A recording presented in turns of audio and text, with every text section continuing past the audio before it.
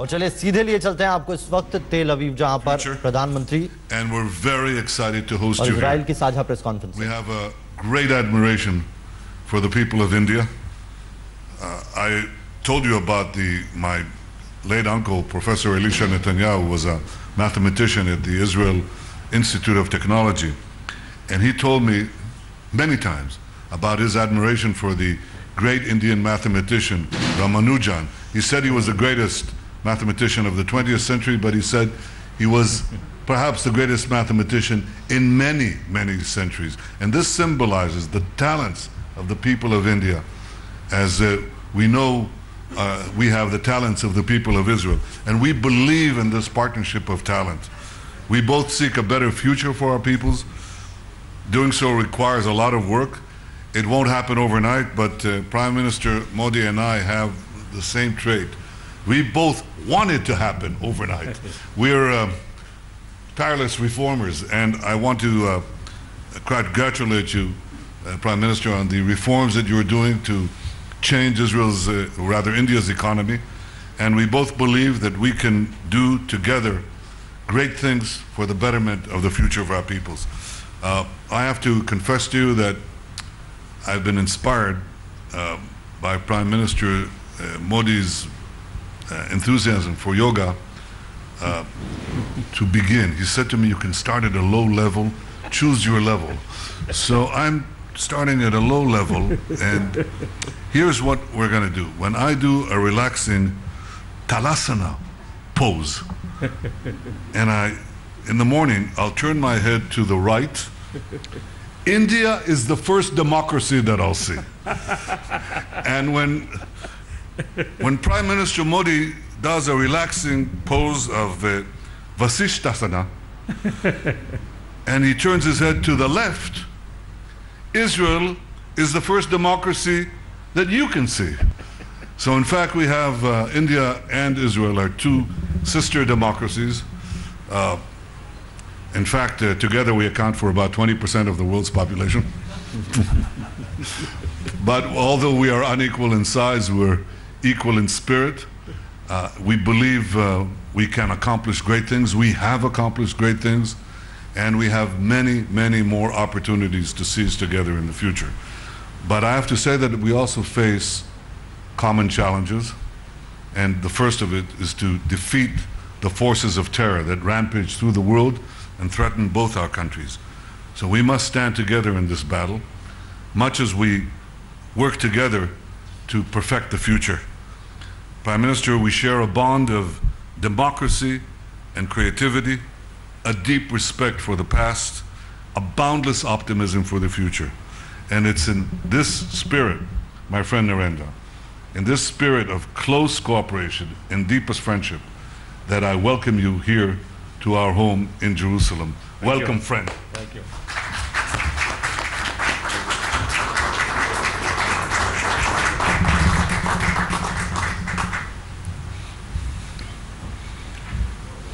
Yadidi Hekar, Prime Minister Netanyahu, friends from the media, I thank Prime Minister Netanyahu and Mrs. Sarah Netanyahu for opening their home to me today. The fullness of their warmth and affection has evoked a feeling of home away from home. It reminds me of our own ethos of hospitality and welcome. I'm most grateful for the warm and generous hospitality. Friends, just a short while back, I laid wreath at Yad Vashem Memorial Museum to remember and honor over 6 million Jewish lives that were lost in the horror of the Holocaust. Yad Vashem is a reminder of the unspeakable evil inflicted generations ago. It is also a tribute to your unbreakable spirit to rise above the depths of tragedy, overcome hatred, and forge ahead to build a vibrant democratic nation. Yad Vasam tells us that those who believe in humanity and civilized values must come together and defeat it at all costs. As such, we must resolutely oppose the evils of terrorism, radicalism, and violence that plague our time. Friends, the link between our people goes back to thousands of years when the first Jews landed on India's southwestern coastline. Since then, the Jews have flourished and their traditions and practices thrive in India. We are proud of Jewish sons and daughters of India like Lieutenant General J.F.R. Jacob, Vice Admiral Benjamin Simpson, Master Architect Joshua Benjamin, and film actors Nadira, Sulochana, Pramila, whose diverse contributions have greatly enriched the fabric of Indian society. Indian Jews are a living and vibrant connect to this shared history. My visit to Israel celebrates this ancient bond between communities across both our nations. And I'm happy that I will have occasion to engage with the rich Indian diaspora in Israel later tomorrow. Friends, in modern times, our ties have seen rapid growth since the establishment of our full diplomatic relations a quarter century ago. Common objectives of economic prosperity, strong technology and innovation ties, and the need to secure our society define the space for convergent action between us. Over coming decades, we want to frame a relationship that transforms the landscape of our economic engagement. India is the world's fastest growing large economy.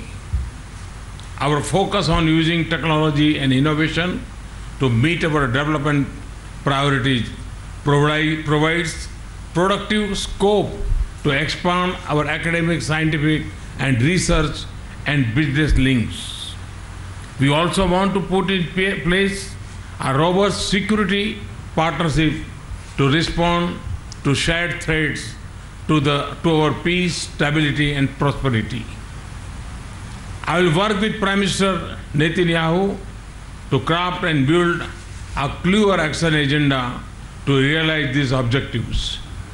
Once again, let me express my sincere gratitude to Prime Minister Netanyahu and Mrs. Netanyahu for their warm welcome and generous hospitality.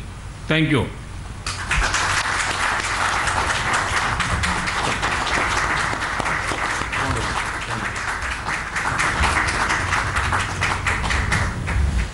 Israeli PM Benjamin Netanyahu और प्रधानमंत्री नरेंद्र मोदी की साझा press conference थी। दोनों देश साथ मिलकर इस भविष्य के लिए महान काम करेंगे।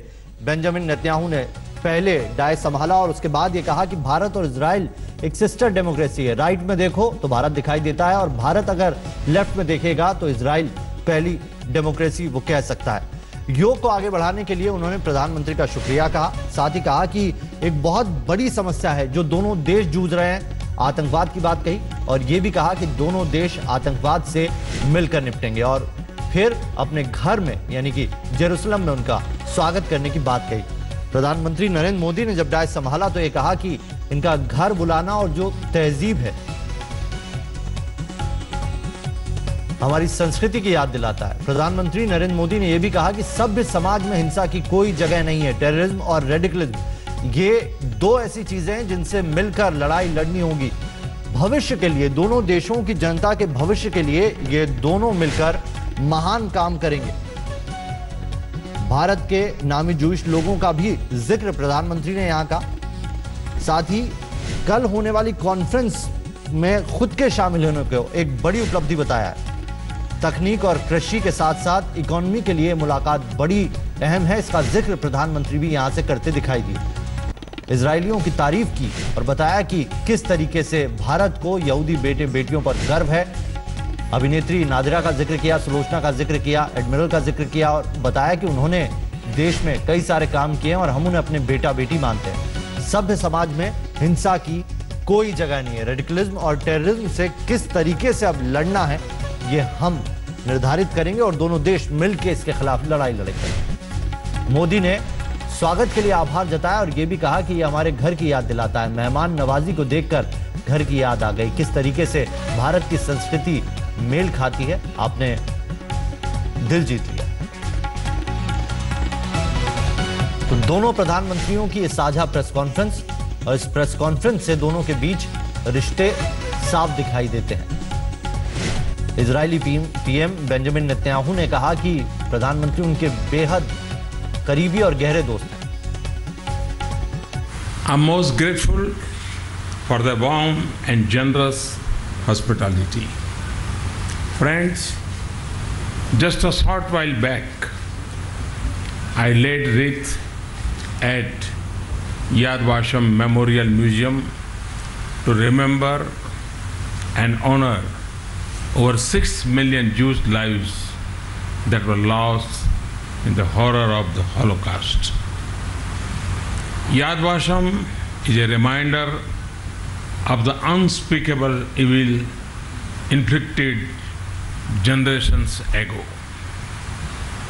It is also a tribute to your unbreakable spirit to rise above the depths of tragedy, overcome hatred, and forge ahead to build a vibrant democratic nation.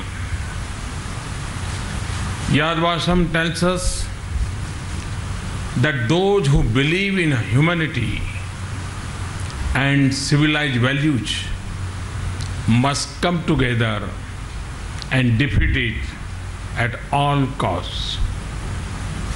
As such, we must resolutely oppose the evils of terrorism, radicalism, and violence that plague our time. Friends, the link between our people goes back to thousands of years when the first Jews landed on India's southwestern coastline. I'm most grateful for the warm and generous hospitality. Friends, just a short while back, I laid wreath at Yad Vashem Memorial Museum to remember and honor over 6 million Jewish lives that were lost in the horror of the Holocaust. Yad Vashem is a reminder of the unspeakable evil inflicted generations ago. तो तकनीक और कृषि, साथ ही research और economy के लिए ये मुलाकात बेहद अहम है, प्रधानमंत्री ने जिक्र किया। चलिए, मुंबई के 26/11 आतंकवादी हमले का वो नन्हा मोशे अगर आपको याद है, जिसे उसकी नैनी ने आतंकियों के चंगुल से बचाया था, आज वो 11 साल का हो चुका है। इजराइल के 3 दिन के दौरे पर गए प्रधानमंत्री नरेंद्र मोदी मोशे और उसकी नैनी से भी मुलाकात करेंगे।